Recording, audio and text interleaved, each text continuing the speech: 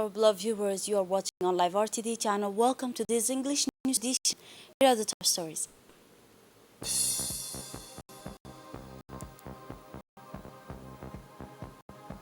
The Prime Minister presided over the World Food Day ceremony.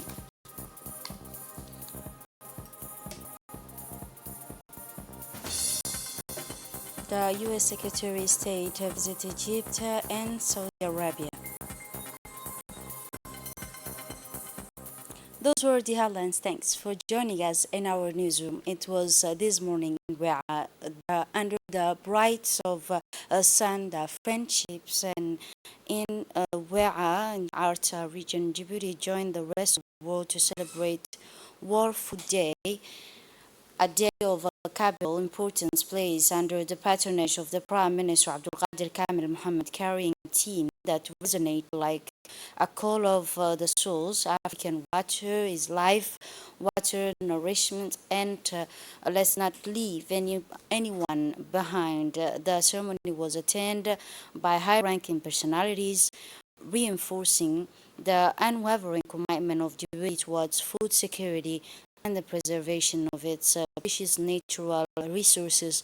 Water among the exceptional guests were the Minister of Agriculture, Mr. Mohammed Ahmed Awale, the Minister of Interior Said Nuh, and the Minister of Decentralization, and also the FAO representative in Djibouti, the Ambassador of Japan, as well as host and renewed civil and military personalities, the Prefect of Arta Region, Hassan Dabele, and the President of Arta Regional Council, as also honored by their presence of this exceptional day. The event organized in partnership by the Ministry of Agriculture, Water and Fisheries in collaboration with the FAO Mines, with its vibrant and constructive atmosphere at the heart of this celebration, a deep symbolism of a planting of trees on the side of a friendship dam and approach to sustainability.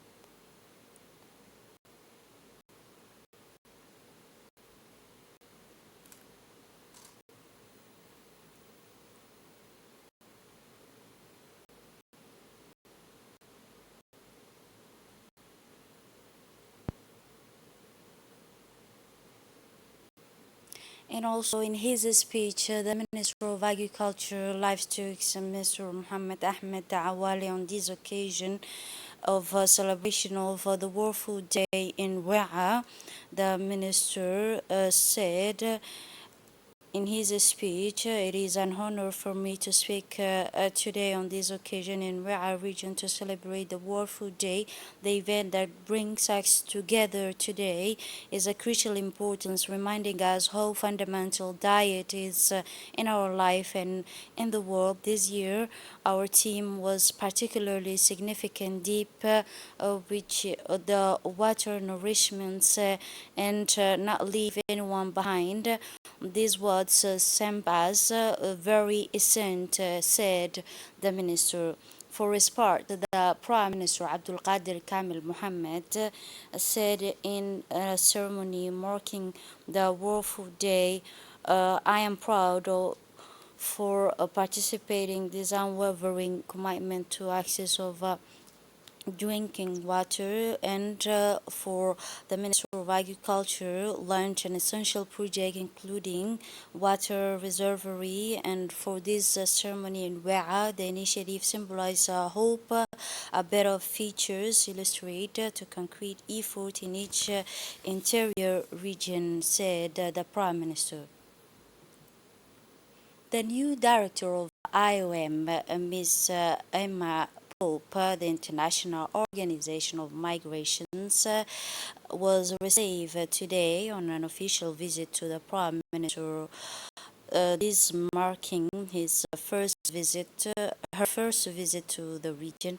The Prime Minister Qadir Kamil Mohammed warmly welcomed Ms. Amy Pope. The Prime Minister is learned the meeting was an opportunity to discuss a variety of topics of mutual importance, including challenges related to migration, international cooperation on migration, and upcoming project to address this question. Discussions focus on migration issues in the region, including the movement of refugees, displaced persons, and the IOM project and feature to meet the challenges. The Director General of the IOM, Ms. Amy Pope, held a consultative workshop with donors of a fund yesterday afternoon at Djibouti Palace campus. Human migration is a movement of the place where individuals live. Statistics officials estimated between 185 and 192 million of number of international migrants for the year 2001 for people who left their country to live and settle in another country for at least 1 year. The consultation workshop was co-chaired by the Director of IOM and the Minister of Foreign Affairs and International Cooperation, Mr. Mohammed Ali Yusuf, and saw the participation of the Minister of Interior, Said Nuh Hassan, the Minister of Health and Minister of Employment, and representative of the system of the nation, and other agencies were present in this event.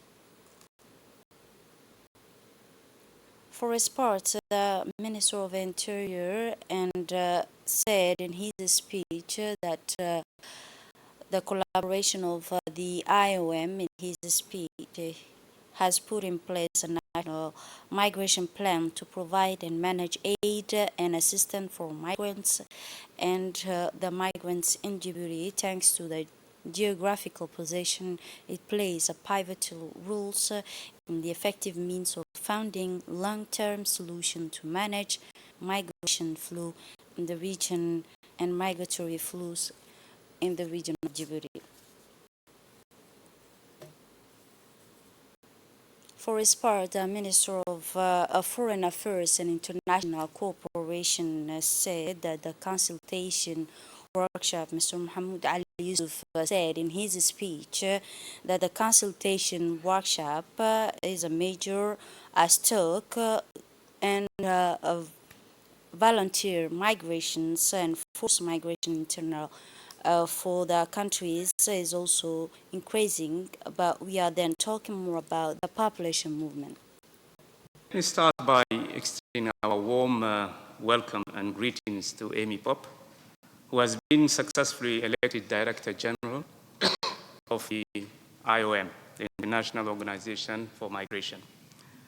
I'm convinced that your competence and experience at previous leadership posts have contributed to this confidence bestowed upon you. Ladies and gentlemen, throughout human history, migration has always been a natural process through which people move from a given habitat to another seeking for better livelihood. The worrying factors about it is the pace of this movement and its intensity. The reasons behind these two factors are, of course, demography, climate change, and conflicts. Now, is there anyone who has a proactive solution to this incrementally increasing phenomenon, apart from building walls or letting people die on high seas? I'm doubtful about the efficiency of those reactive and desperate responses. Djibouti has not either responded to this inflow of migrants, nor has it the capacity to curb this ongoing illegal entry of migrants in its territory. Yes, we need a better cooperation between countries of origin of migrants and the countries of transit and destination. We should build better statistics and analysis capacity to understand properly dynamics behind the causes and effects of migration. We also need resource mobilization. That will enable us to implement a migration policy that avoid human suffering and protect migrants and host communities' rights equally. Let us be more proactive, better equipped, show effective solidarity to handle the migration issues. I know for sure it won't be an easy task. To conclude my brief remarks, I would like to appeal for resource mobilization and support from the international community that you represent here today, to our country and to the IOM. Still on migration subject, the Director General of the IOM made a conference on a press conference to respond a lot of questions related on migration. It is an incredible and remarkable moment that it has made for this. Let us listen to the Director General of Migration. Félicitations, premièrement, tout d'abord. But it's an incredible moment in time and remarkable that it took 72 years for IOM's member states to elect a woman Director General. Now, I think the moment is important for a couple of reasons. Number one, we know that women are at the center of migration, whether it is women who are migrating themselves, whether it's women who will provide solutions to migration that is otherwise exploitative. And ensuring that women really are at the center of our work and ensuring that women are part of our leadership team are key priorities for me. But the reason this matters at this moment in time is we see tremendous pressures on vulnerable communities. And we know the first reaction for many is to move. So whether it's climate change, whether it's conflict, whether it's lack of economic opportunity, if people cannot find opportunities at home, they're likely to look elsewhere. So that's where IOM can come in, helping to build out more opportunities for people to address their situations at home, but also to provide life-saving support when they're on the move. So migration, when it's not well managed, can provide very real challenges for communities. We see that here in Djibouti, where the number of migrants coming from across the Horn of Africa here to Djibouti to head to the Gulf states has been overwhelming. And really, compared to the number of people in the population itself, has created real pressures. For me, the answer ultimately lies in creating more regular opportunities for people to migrate.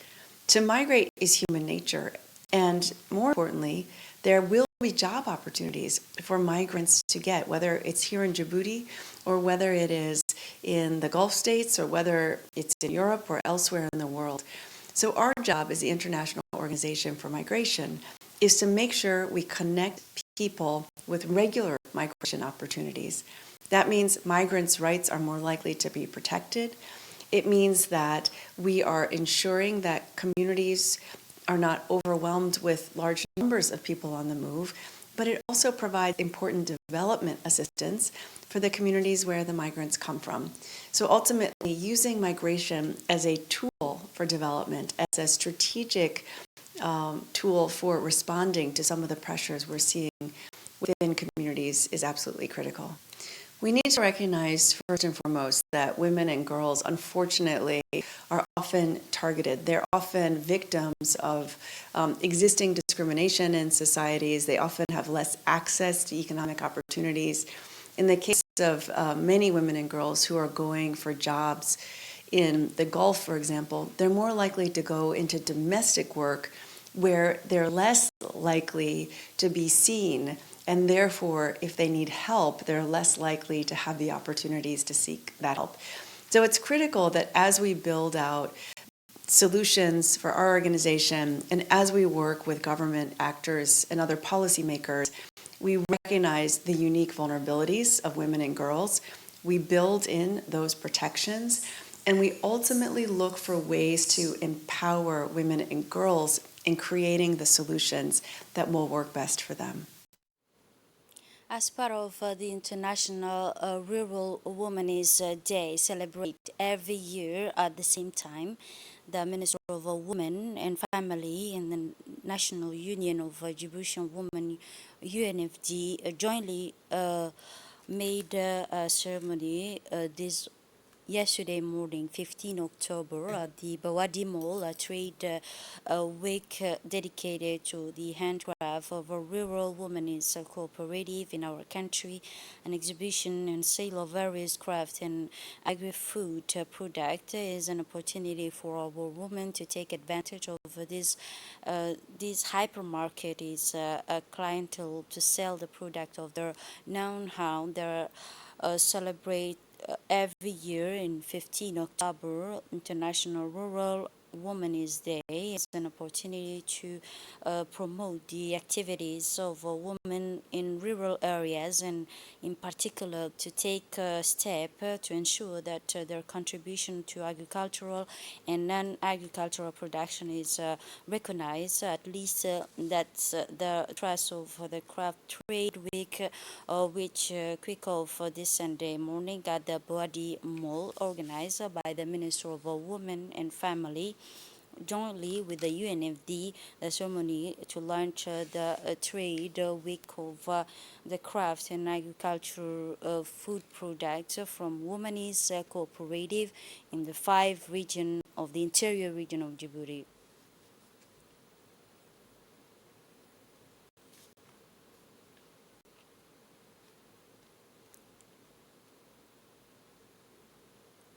Under the high patronage of the Minister of National Education and Vocational Training, the professional Mustafa Muhammad Mahmoud organized this morning a launching ceremony of the Insurgent Djibouti platform for an orientation and professional integration of young graduates. The event took place at the Higher Education and Research. Dr. Nabil Mohammed, the Director of Multilateral Relations, and the Minister of International Affairs and a national correspondent of the IOF. The specialties of this in training and professional integration program for young people at the Institute of the French-speaking world for education and training.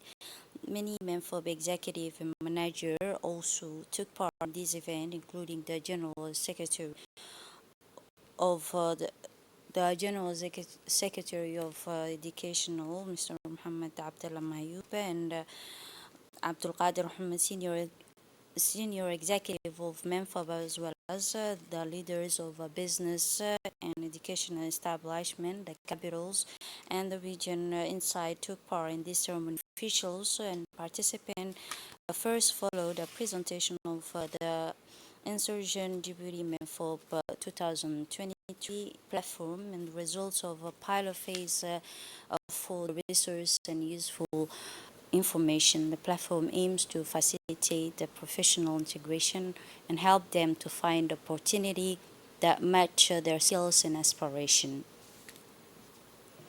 The Minister of National Education and Vocational Training in his speech said that the higher education and researches, Dr. Nabil Mohammed in turn put emphasis on benefit of the Insurgent platform, which aims to fill gaps thanks to the Insurgent Djibouti platform. Young graduates will have access to a wide range of service and features.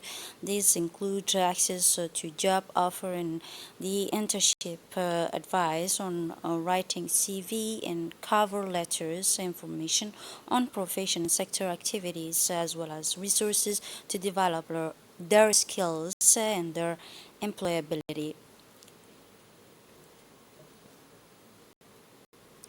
The annual meeting of the IMF and World Bank, in which a large number of Djiboutian delegation, including the governor of the central bank, and today uh, ended today. In addition to the returns of this meeting to African soil after those 15 years ago held in Nairobi in B73, the Marrakesh Educational Mark for our delegation to share and held by the Governor Ahmed Ousmane, the International Monetary and Financial Committee, for represent the 23 French-speaking African countries of a Group 2 in Africa during numerous and intense deliberations of the CMFI. Governor forcefully registered Voice of a Sub-Saharan Africa vote for assert the concern of his country as well as those of the continent as a spokesperson, speech to face the major economic and social issues of the treatments for this. This is it for this edition. Thanks for watching and have a wonderful evening.